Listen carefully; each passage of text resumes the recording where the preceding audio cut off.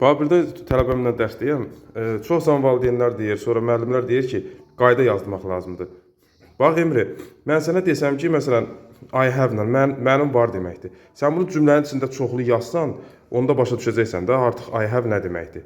Məsələn, I have mənim var, ay qurtardı getdi. Yəni bunu ayrıca da qayda dəftərinə yazdırmaq ki, have nədir, harda işlənir, nədir, nə məsələdir, o düzgün deyil. Sən bunu cümlənin içində o qədər görəsən ki, I have, axırda biləsən də I have nədir. Başa düşdün? Yəni bunu müəllimlər götürür, qayda şəklində yazır. Məsələn, I have nə bilim box, mənim qutum var. I have nə bilim nə. Öz dilimizi necə öyrənirik? O qədər deyirik. Məsələn, mənim var. Artıq başa düşürük də bunu. Yəni mən qayda yazdırma tərəfdarı deyiləm. Qrammatik qaydalar, yəni have nədir, o nədir, bu nədir. Mən danışmağın tərəfdarıyam. O qədər danışaq ki, artıq bilək ki, aydan sonra have olur, filan şeydən sonra filan olur.